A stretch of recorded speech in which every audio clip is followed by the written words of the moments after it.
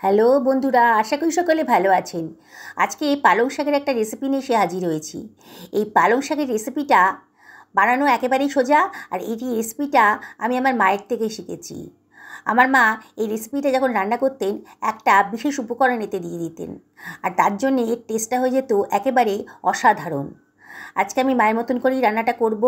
আমি এখানে 500 মতন পালং শাক নিয়ে নিয়েছি। পালং শাকগুলোকে ভালো করে ধুয়ে নিয়েছি আগে থেকেই। পালং শাকের গায়ে কিন্তু অনেক কাদামাটি থাকে, তাই ভালো করে পরিষ্কার করে ধুয়ে নিতে হবে। পালং শাকগুলো বেশ কচি কচি ছিল।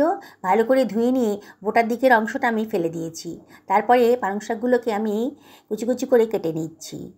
দেখুন, সমস্ত পালং শাকগুলোই আমার কাটা হয়ে গেছে। আমি একটা পাত্রের ভেতর রেখে দিলাম।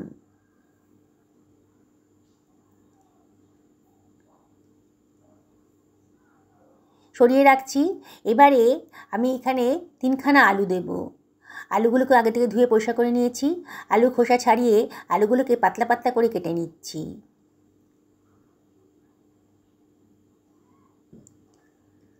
লম্বা লম্বা পাতলা পাতলা করে কেটে নিলাম, তাহলে এই রান্নাটা তাড়াতাড়ি হয়ে যাবে। আলুগুলো কাটা হয়ে গেল। আলুগুলোকে সরিয়ে রাখছি। একখানা পেঁয়াজ দেব, মাঝারি সাইজের পেঁয়াজ। পেঁয়াজটাকেও আমি কুচি কুচি করে কেটে নিচ্ছি। বন্ধুরা, রেসিপিটা কিন্তু অসাধারণ টেস্টি। আপনারা তো পালং শাকের অনেক রেসিপি খেয়েছেন, আর আজকে আমার মতন করে এইভাবে রেসিপিটা বানিয়ে খান। সত্যি বলছি, যাকে খাওয়াবেন না সেই কিন্তু জিজ্ঞেস করবে কী এমন দিয়েছেন যে এত টেস্ট হয়েছে। পেঁয়াজটা কাটাও হয়ে গেল। একটা টমেটো নিয়ে নিয়েছি, মাঝারি সাইজের টমেটো। টমেটোটাকেও আমি কুচি কুচি করে কেটে নিচ্ছি।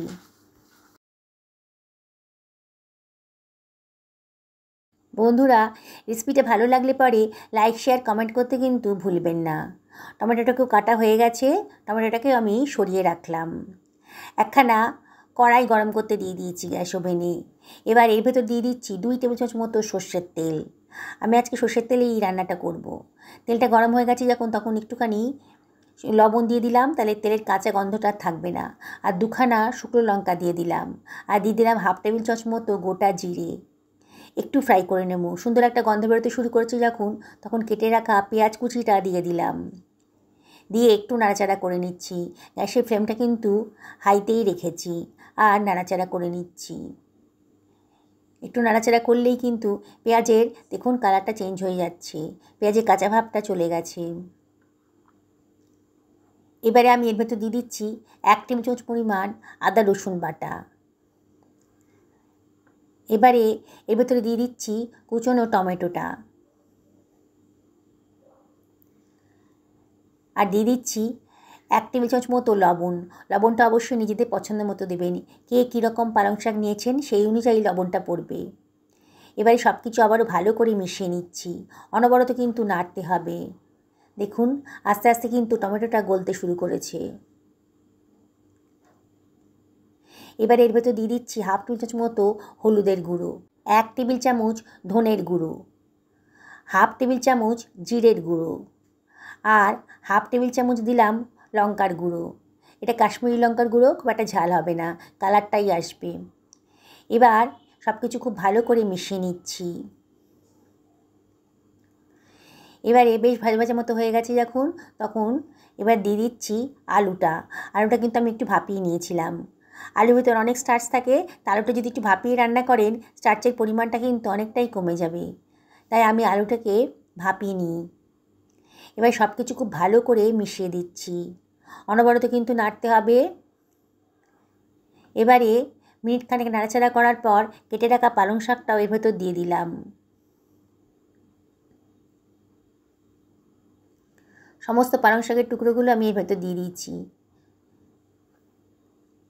দেখুন, এখন আর নাড়াচাড়া করব না, এখন এটাকে ঢাকা দিয়ে দেব।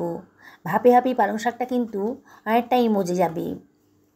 দেখুন, মিনিট 3 বাদে পালং শাকটা কিন্তু অনেকটাই মজে গেছে। এবার এটাকে আমি নাড়াচাড়া করে দিচ্ছি, সব কিছু মিশিয়ে দিচ্ছি।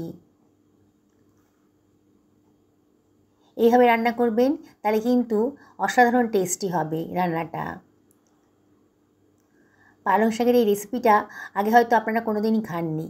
একবার যদি খান না বন্ধুরা, বারে বারে কিন্তু পালং শাক আনলে পারে এই রেসিপিটাই আপনাদের করতে ইচ্ছে করবে।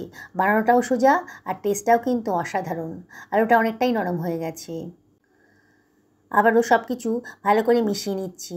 এখনও পর্যন্ত কিন্তু আমি জলের ইউজ করিনি। পালং শাকের গা থেকে যে জল বেরিয়েছে তাতেই কিন্তু আলুটা নরম হয়ে গেছে। এবারে আমি তো দিয়ে দিচ্ছি 4 টেবিল চামচ মতো জল, 1/4 বাটি মতো জল দিয়ে দিলাম। দিয়ে আবারও সব কিছু খুব ভালো করে মিশিয়ে নিচ্ছি।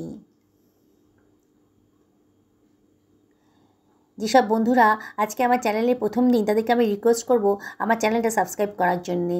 পাশে থাকা বেল আইকনটা অবশ্যই ক্লিক করে দেবেন, তাহলে আমার রান্নার নোটিফিকেশানটা আপনারা চটজলদি পেয়ে যাবেন। মিনিট 2 ঢাকা দিয়ে রান্না করে নিলাম। গ্যাসের ফ্লেমটা মিডিয়াম টু হাইতে রেখেছি আর ঢাকা খুলে আবার একটু নাড়াচাড়া করে দিচ্ছি। বোঝাই যাচ্ছে পালং শাক আর আলু একেবারেই সেদ্ধ হয়ে গেছে। আমি এখানে দিয়ে দিচ্ছি কতগুলো কাঁচা পাকা লঙ্কা। যদিও রান্নাটা খুব একটা ঝাল হবে না, তাহলেও লঙ্কাটা দিলাম। আর দিয়ে দিচ্ছি সেই বিশেষ উপকরণটা, যেটা আমার মা দেওয়ার ফলে দারুণ স্বাদ আসতো।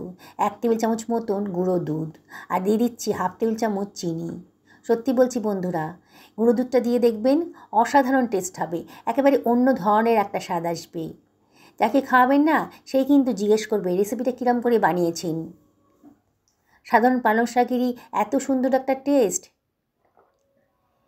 এবারে সব কিছু খুব ভালো করে মিশিয়ে নিলাম। এবার এর ভেতর দিয়ে দিচ্ছি 1/2 টেবিল চামচ গরম মশলার গুঁড়ো। দারুণ সুন্দর স্বাদ আসবে। আর হাতে ডলে একটু মেথি দিয়ে দিলাম, কসুরি মেথি। এবারে সব কিছু আবার ভালো করে মিশিয়ে নেব। তার আগে এবার দিয়ে দিচ্ছি 1 টেবিল চামচ মতন ঘি। ঘিটা দেওয়ার ফলে দারুণ সুন্দর একটা গন্ধ বেরোবে আর টেস্টটাও কিন্তু বহুগুণ বেড়ে যাবে। এবারে সব কিছু ভালো করে মিশিয়ে নিচ্ছি। বন্ধুরা, আমি আপনাদেরকে রিকোয়েস্ট করব একদিন এরম করে বানান, তারপরে কমেন্ট করে জানাবেন যে আপনাদের কীরকম লাগলো। আগেও তো পালং শাকের নানান রেসিপি আপনারা খেয়েছেন, এই ধরনের বানিয়ে খাওয়ার পর দেখবেন এর স্বাদটা কীরকম। যেসব বন্ধুরা ফেসবুক থেকে দেখছেন তাদেরকে আমি রিকোয়েস্ট করব আমার পেজটা ফলো করার জন্যে। দেখুন, মিনিট 2 বাদে গ্যাসের ফ্লেমটা অফ করে দিয়েছি, আমার তৈরি হয়ে গেছে।